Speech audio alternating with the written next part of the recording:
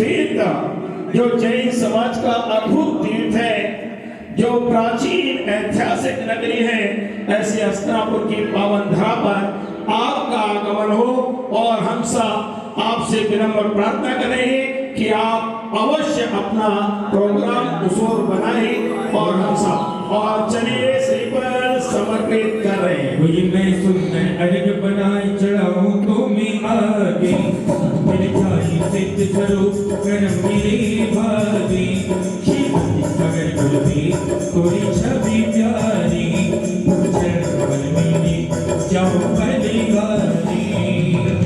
ओम ह्रीं परम पूज्य प्रातस्मरणीय मुनि श्री प्रतीक सगमंदाय नमः महार्घं नरोपामीति स्वाहा। चक्र और चक्रव्यूह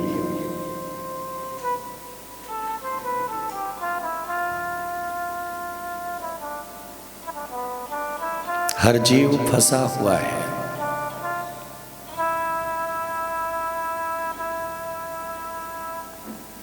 क्योंकि सबकी जीवन दशा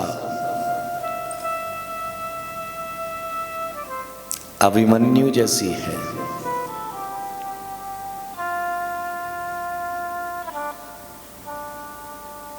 अभिमन्यु को एक कला आती थी, चक्रव्यूह में घुसने की।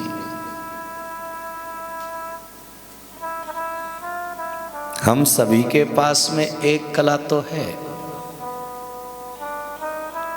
संसार में आने की।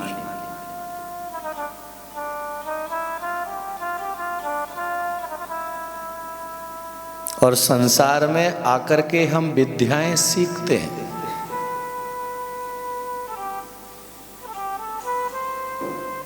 स्कूल और कॉलेज में जाकर के हम दो विद्याएं सीख लेते हैं।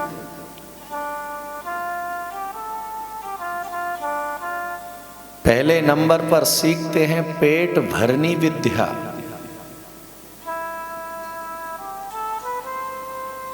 और दूसरे नंबर पर सीखते हैं जल तरणी विद्या।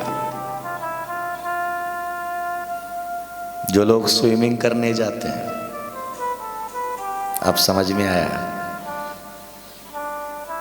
इधर देखो, चावल थोड़ी ना गिनना है। ये जल तरणी विद्या और पेट भरनी विद्या कहीं से भी प्राप्त हो सकती है। लेकिन जिस व्यक्ति को भवतरणी विद्या आ गई, समझ लेना उसके पास में दोनों विद्याएं आ गई, संसार में आने की भी और संसार से मुक्त होने की भी।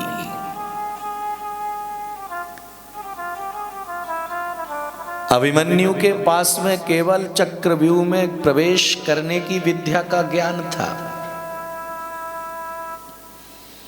क्योंकि उसकी मां ने अर्जुन के मुख से जो है चक्रव्यूह में प्रवेश कैसे करते हैं उसकी कथा तो सुन ली। लेकिन बाहर निकलने की जब विधि की समय आया तो उस समय उसे निद्रा आ गई। वैसे ही जो है हमने भी जो है संसार में आने की जन्म जन्मांतरों के वह संस्कारों को लेकर के तो हम आ गए। कर्म बंद तो हम करते रहे, लेकिन कर्म निर्जरा के जो रास्ते थे उन पर हम आलस्य करते रहे।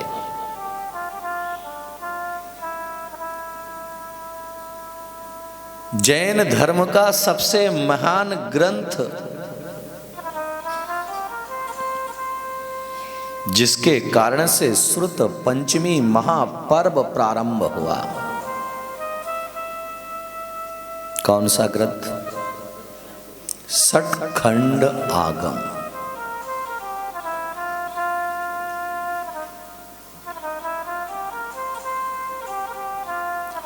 उस सठखंड आगम ग्रंथ को जब आप पढ़ेंगे तो वहां कर्म की श्रृंखला के संबंध में आचार्य वीरसेन ने अपनी टीका में लिखा, निद्धत और निकाचित कर्म।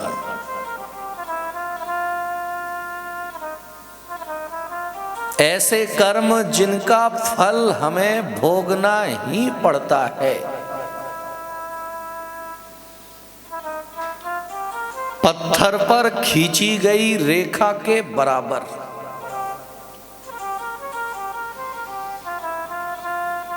तो आचार्य से पूछा गया कि अगर निद्धत और निकाचित कर्म का किसी को बंध हो गया है तो उन बंध से मुक्त हो सकते हैं क्या?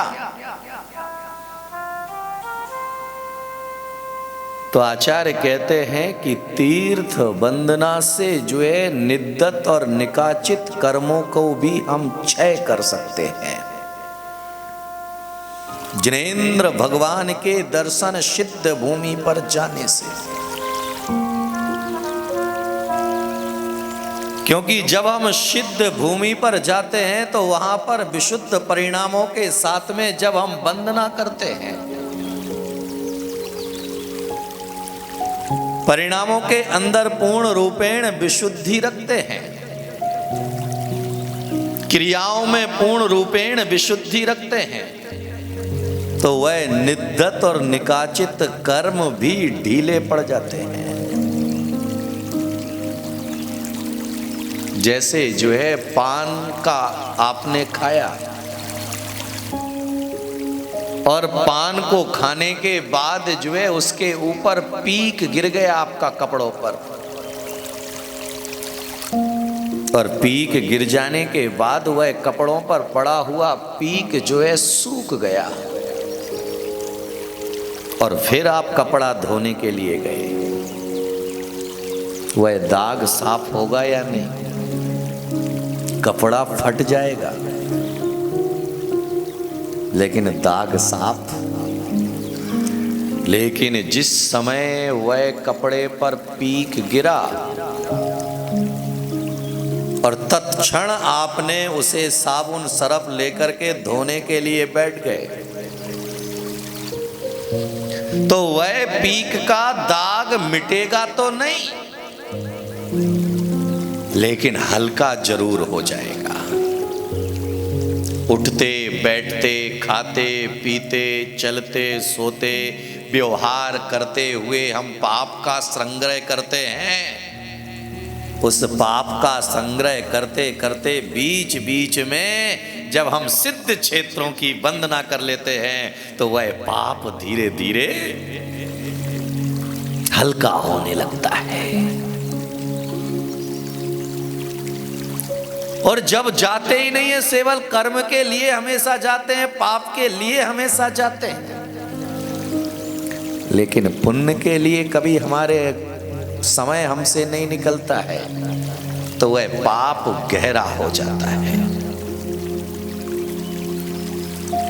इसीलिए आचार्य ने कहा कि एक बार की वंदना से नहीं, बार बार वंदना करना पड़ती है। बैठ जाएं अभी। बार बार वंदना करना पड़ती है। इसीलिए संवेद शिखर हम बार बार जाते हैं।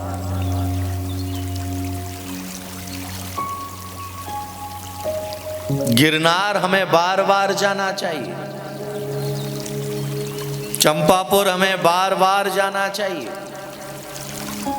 पावापुर हमें बार बार जाना चाहिए,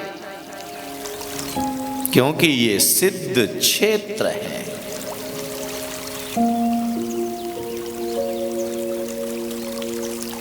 इसीलिए जो है जीवन में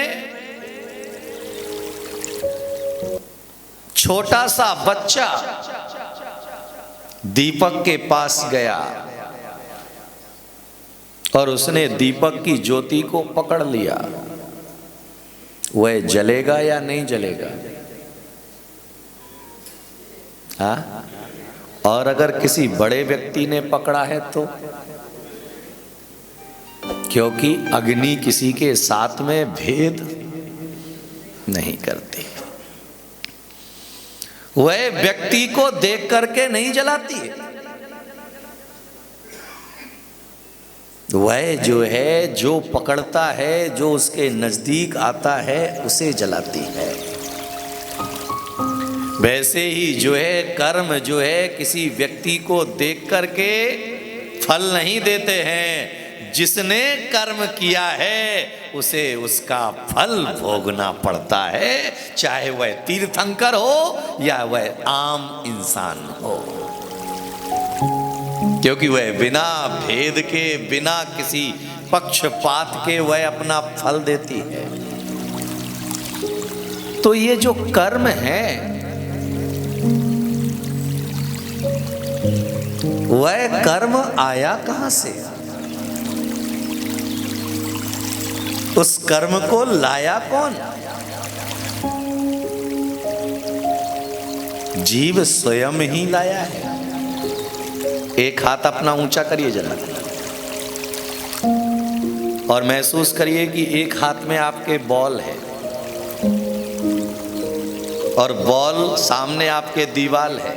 उस दीवाल पर बॉल फेंकिए, फेंकिए।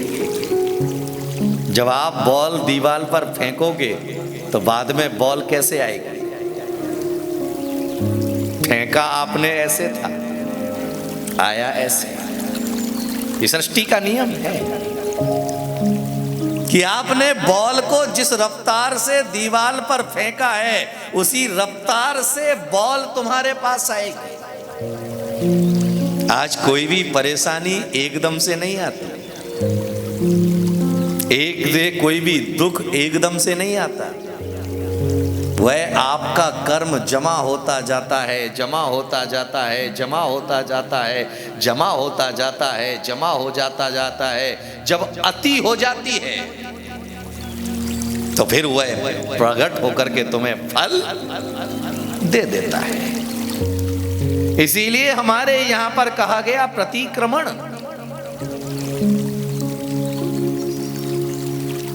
प्रतिक्रमण क्या है?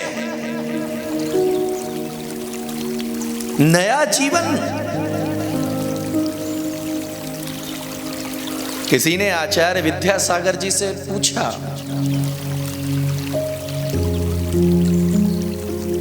कि आपकी दीक्षा को कितना समय हुआ? तो आचार्य श्री विद्यासागर जी उसी समय प्रतिक्रमण करके उठे थे।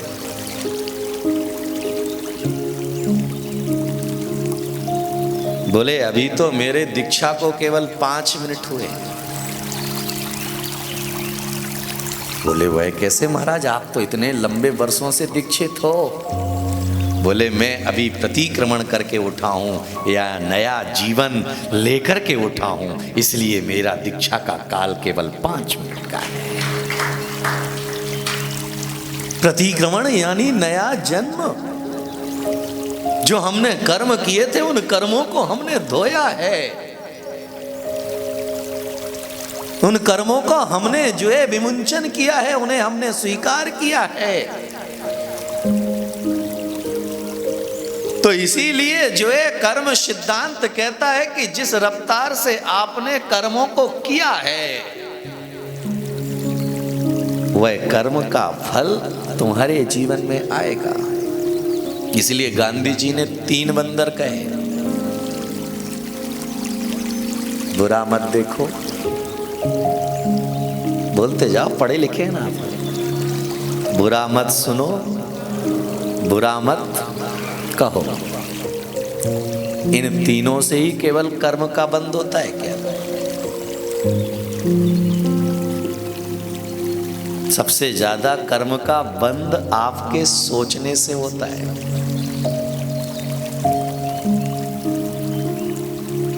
बुरा मत कहो, उस पे हम कंट्रोल कर सकते हैं। आंख बंद कर ली, हम बुरा नहीं देखेंगे, उस पे हम कंट्रोल कर सकते हैं। कान से बहरे हैं, बुरा सुनने से हम बच सकते हैं, लेकिन बुरा सोचने से क्या बहरा व्यक्ति सोचेगा नहीं? बोलो, क्या गूंगा व्यक्ति सोचेगा नहीं? क्या अंधा व्यक्ति सोचेगा नहीं? बोलो। तो सबसे ज्यादा कर्म किससे आ रहे हैं? और हम सबसे ज्यादा किससे कर्म बांध रहे हैं? आप सोच रहे हैं किसके बारे में? मेरे बारे में। अब अगर अच्छा मेरे बारे में सोच रहे हैं तो कर्म किसके बंध रहे हैं? मेरे या आपके? किसके? राजेंद्र प्रभु किसके? और आप अगर मेरे बारे में बुरा सोच रहे हैं तो कर्म किसके बंध रहे हैं? तो मुझे क्या फर्क पड़ रहा है? फर्क किसको पड़ रहा है? हमें या आपको? तो फिर ये क्यों भूल गए? हम कहते हैं ना ये व्यक्ति मेरे बारे में कभी अच्छा नहीं सोच सकता, तो उसके सोचने से तुम्हें क्या फर्क पड़ने वाला है? सोचने दो।